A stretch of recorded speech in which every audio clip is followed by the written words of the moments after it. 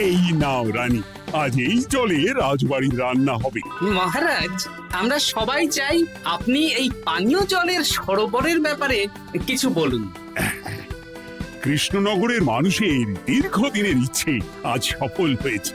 আমাদের রাজসভার সকল সভাসদদের জন্য এতদিন পরে একটা পানীয় জলের সরোবর হয়েছে। প্রত্যেক সপ্তাহে এই সরোবরে বিজ্ঞানীর বানানো রাসায়নিক মেশানো হবে, যাতে জলে কোনো রকম জীবাণু না থাকে। এই জল রান্নার কাজে ব্যবহার করা যাবে এবং পরিশুদ্ধ করে বা ফুটিয়ে পান করাও যাবে। আরে সবাই দাঁড়িয়ে আছো কেন? হাততালি দাও, হাততালি, হাততালি। এই হাততালি তোমাদের সকলের প্রাপ্য, কারণ তোমাদের প্রত্যেকের 2 মাসের বেতন তোমরা দান করেছো বলেই অর্থাভাব থাকা সত্ত্বেও এই সরোবর এত তাড়াতাড়ি বানানো সম্ভব হয়েছে। এছাড়াও নিজেরা মাটি কাটা থেকে শুরু করে সকল কাজে সহযোগিতা করেছো, এটাও অনেক বড় ব্যাপার। আবার হাততালি।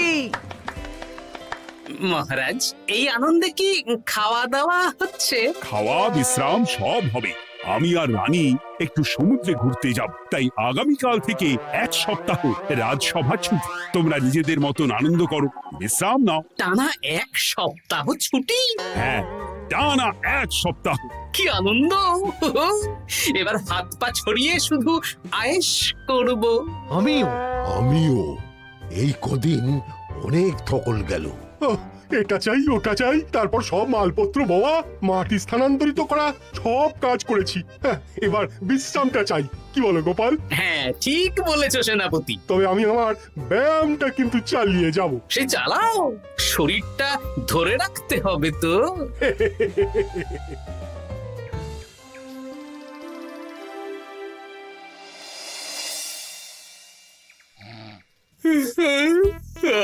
বলি এত ঘুম তো ভালো নয় গো, একটু ব্যায়ামও তো করতে পারো, বুড়িটা একটু কম তো। কি হবে গিন্নি, সুস্থ শরীরকে ব্যস্ত করে এই বেশ ভালো আছি, সুখে আছি।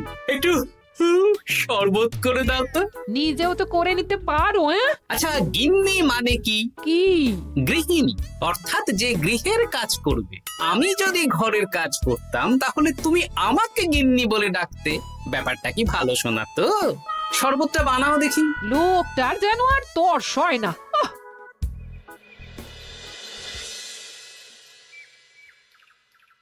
এই 137, হ্যাঁ 138, হ্যাঁ 139, হ্যাঁ 140। গিন্নি, কোথায় গেলে? কি হলো? তোমাকে সেই কখন বলেছি ডিম সেদ্ধ করে দিতে, করেছো? আরে বাবা, সকালে জামা কাপড়গুলো কেচেছিলাম, এখন ভাঁজ করে গুছিয়ে রাখছি। ওসব সেদ্ধ পরে হবে। পরে হলে চলবে না, ওটাই আমার নিয়ম। উঠবোস করে 4টে ডিম সেদ্ধ আর মুগুর ভেজে 4টে কাঁঠালি কলা। নিজে সেদ্ধ করে নাও, আমি পারলাম না। তুমি যে কাজটা করছো সেটা রেখে আমার ডিমটা আগে সেদ্ধ করো। আমি 250টা উঠবোস শেষ করেই খাবো। 141, হ্যাঁ 142।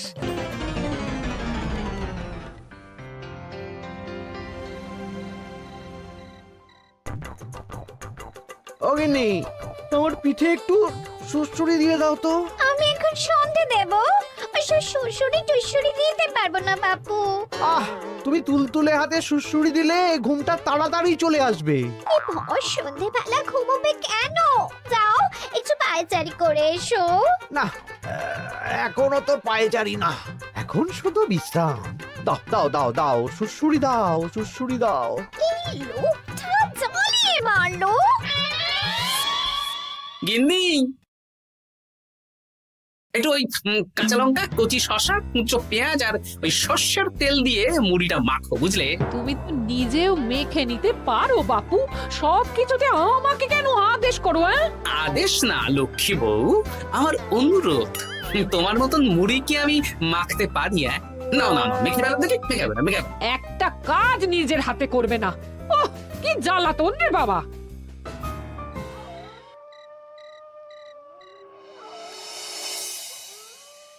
তরকারিটায় নুন একটু কম হয়েছে, বুঝলে গিন্নি? একটু ওই নুনটা দাও তো। এই সামান্য ব্যাপারে এত রাগ করার কি আছে?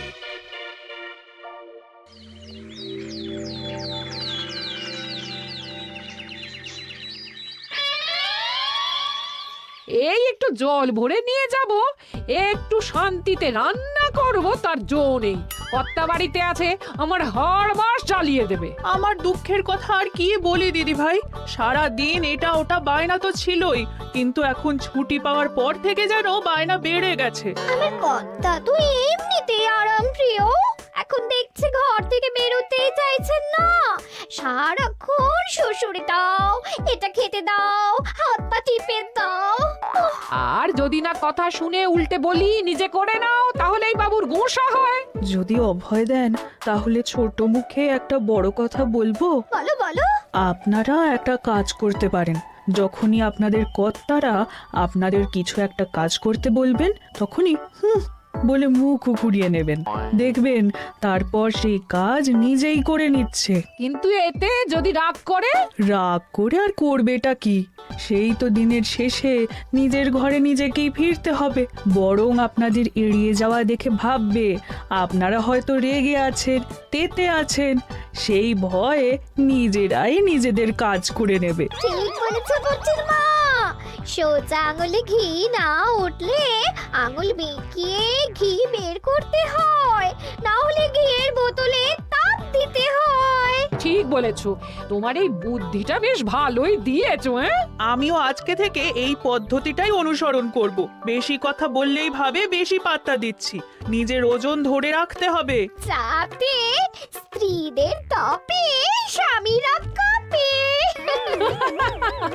এবার সব কাজ নিজেরাই করবে, আর আমরা শুধু রান্না করে খালাস। করবে মানে করতে বাধ্য হবে।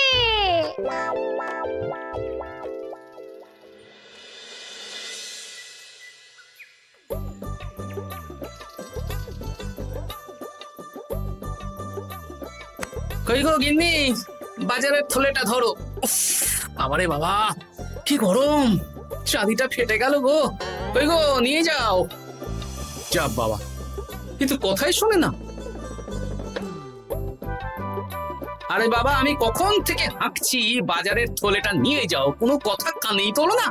এই নাও, দেখো তোমার পছন্দ মতন কই মাছ এনেছি, আজকে তেল কই রেঁধো কেমন।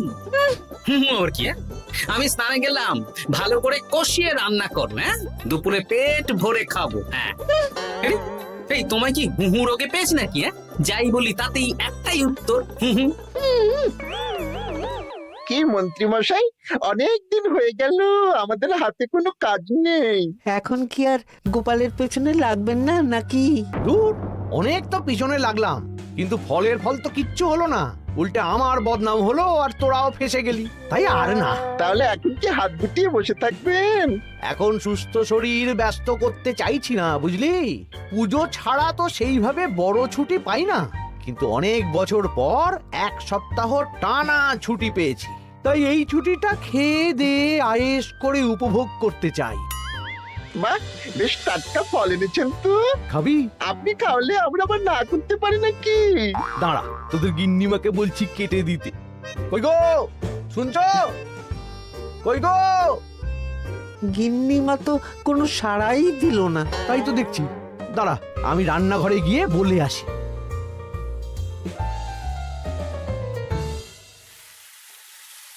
কই গো, শুনছো? বটা ঘটাকে কয়েকটা ফল কেটে দাও না, বেচারাগুলো খেতে চেয়েছে। আবার কি, না হয় তরকারিটা হয়ে গেলে কেটে দিও। এ তো মহা মুশকিল। দূর বাবা। কি বললেন গিন্নিমা? মানে মানে বলে মুখ ঘুরিয়ে নিল। হয়তো উনি ব্যস্ত আছেন, সেটা কোনো ব্যাপার না।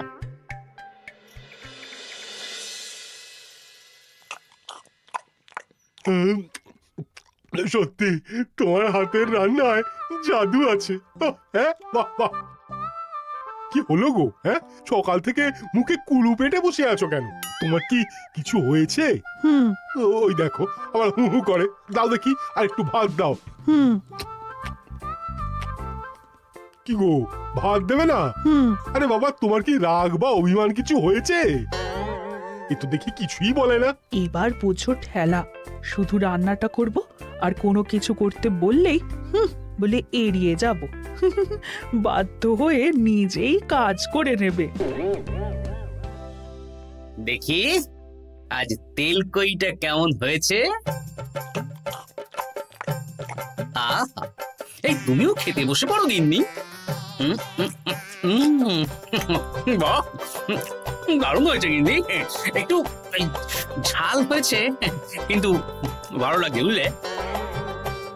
কি গো, আমি তো একাই বোকার মতন কথা বলে যাচ্ছি। এই তোমার কি হয়েছে বলো তো?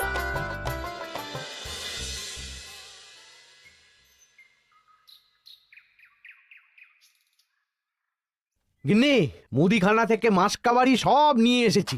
এবার জায়গার জিনিস জায়গায় ভরে ফেলো তো। কি হলো গো, ভরবে না? কি গো, রাগ করেছো আমার ওপর? নিচে নিচে ভরো ভরো নিচে।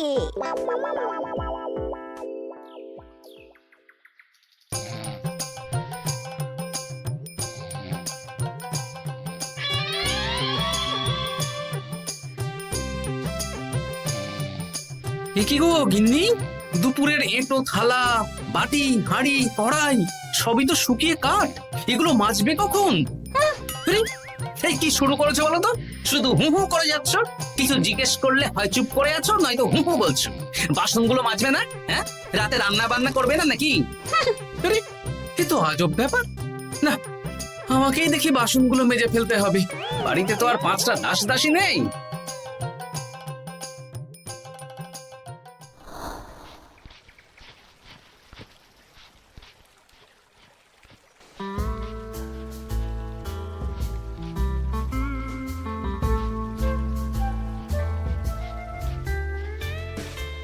এ কি দাদু, তুমি বাসন মাজছো?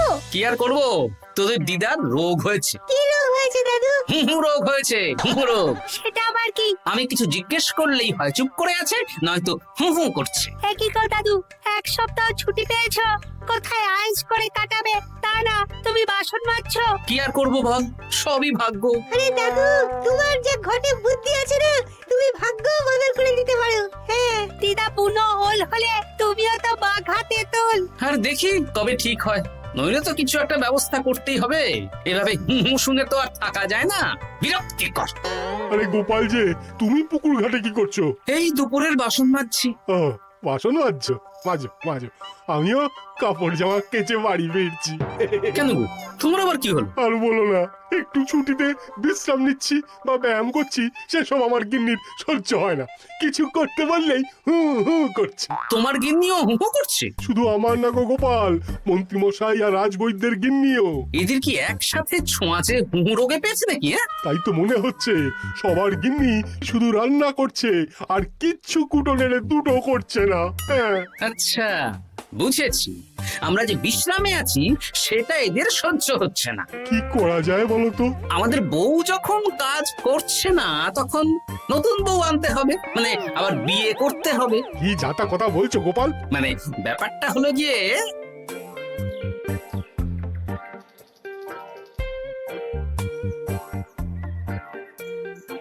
হ্যাঁ, দারুণ বুদ্ধি। তুমি এক কাজ করো, মন্ত্রী মশাই আর রাজবৈদ্যকে এই বুদ্ধির ব্যাপারটা জানিয়ে দাও। আর কাল বিকেল বেলা থেকে আমাদেরও হুহু রোগ শুরু হবে, কেমন? বেশ বেশ।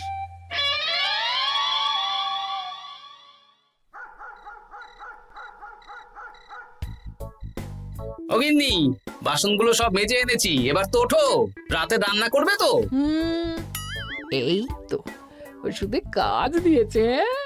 এভাবেই খাটাবো। ছুটিতে বাড়ি বসে পায়ের ওপর পা তুলে খাওয়া বের করে দেবো, বের করে দেবো। হ্যাঁ, তুমি মনে মনে কি ভাবছো আমি ঠিক বুঝতে পারছি।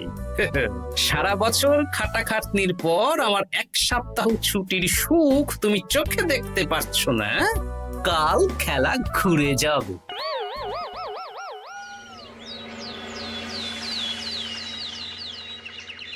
আজ থেকে আমার আর কোনো উপকার তোমাকে করতে হবে না গিন্নি। আমি নিজের ব্যবস্থা নিজেই করে নেব। হ্যাঁ, মানুষটা সেজে গুজে গেল কোথায়? চললাম। কোথায় যাচ্ছি? গলায় মালা, এত সাজগোজ, কি ব্যাপার? বাবারে বাবা, আতরের গন্ধে ঘরটা ম ম করছে। এলাম। হুম।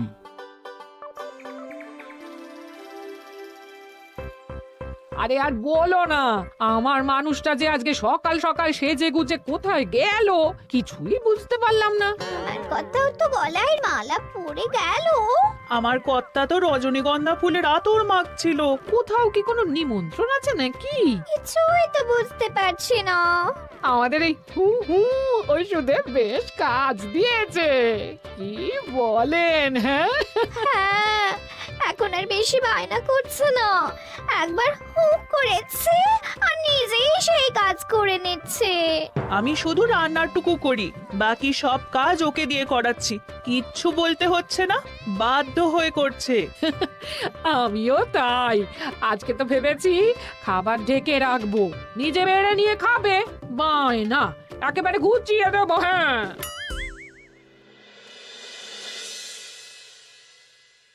সকাল থেকে সন্ধে হয়ে গেল, বাড়িতে এখনো এলো না। মানুষটা কোথায় গেল রে বাবা? এসো এসো নতুন গিন্নি, এসো। আজ থেকে তুমিও এই সুখের সংসারের সমান অংশীদার। এই এই এই এই এইটা কে? হ্যাঁ? তুমি একটু ওপর পড়ে এসেছো কেন? হ্যাঁ, নতুন গিন্নি, তুমি আমার পুরনো গিন্নির কথায় বেশি কান দিও না। আমি যা বলবো তাই শুনবে। তুমি আমার জন্য রান্না বান্না করে দেবে তো? আমি একটু একটু বায়না করবো, সব শুনবে তো? তুমি বিয়ে করেছো? ও মা গো, আমার কি সর্বনাশ হলো গো!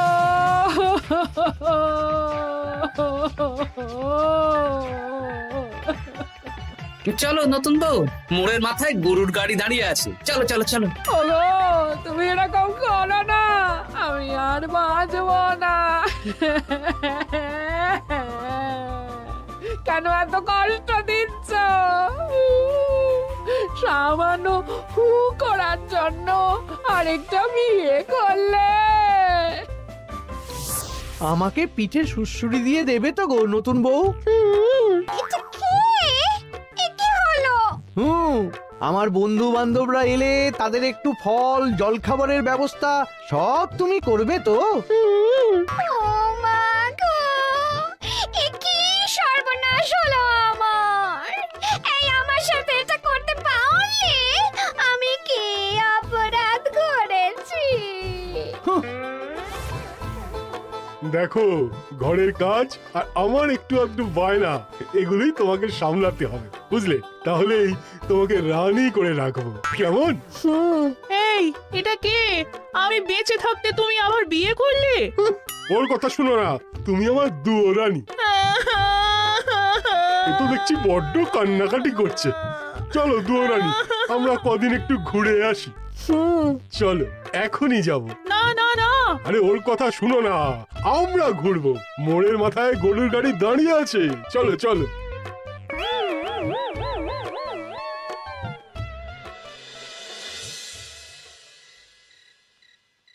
এখন আবার ঘুরতে যাচ্ছ? কি আর করবো বলো, আমরা সামান্য এক সপ্তাহ ছুটি পেলাম, ভাবলাম একটু আয়েশ করে থাকবো, কিন্তু তোমাদের সেই সুখ সইল না, তাই আমি মানছি আমি ভুল করেছি, তা বলে তুমি আরেকটা বিয়ে করে নেবে? ওকে মালা পরানোর সময় তোমার বুকটা একটুও কাঁপলো না? আমার মুখটা মনে পড়লো না? এটা তুমি কেন করলে? আমাকে একটু বুঝিয়ে বলতে আমি আবার আগের মতো তোমার ছোট ছোট বায়নাগুলো পূরণ করে দিতাম। তার জন্য বিয়ে করলে? তুমি কি নিষ্ঠুর? হ্যাঁ? তোমরা সবাই নিষ্ঠুর। নিজেদের একটা স্ত্রী থাকতে আবার দ্বিতীয় বিয়ে। কি আর করবো, স্বামীর সামান্য আবদার স্ত্রী না রাখলে তো কোনো সংসারই সুখের সংসার হতে পারে না। অগত্যা এখন তোমরা যদি কথা দাও যে আগের মতন আমাদের ছোট ছোট বায়নাগুলো সামলাবে, তাহলে নতুন বউকে ওদের বাড়ি পাঠিয়ে দেব, আর আবার আমাদের পুরনো সংসার, সুখের সংসার ফিরে আসবে। সত্যি? হ্যাঁ, বেশ কথা দিলাম। দাও দাও মুখ পুরীকে বাড়ি পাঠিয়ে। মুখ পুড়ি নয়, পোড়া। এই যে সভাকবি, ঘোমটাটা তোলো তো। কটা ঘুমটা তোল। ঘটা, ভোলা, তার মানে তোমরা কেউ বিয়ে করোনি? না, তোমাদেরকে পথে আনার জন্য একটা ছোট্ট বিয়ের অভিনয় করলাম। আচ্ছা, এবার তো অভিনয় বুঝে গেলাম। এবার যদি তোমাদের বায়না না রাখি, তাহলে সত্যি সত্যি আমাদের বিয়ে করতে হবে। নয়, হ্যাঁ।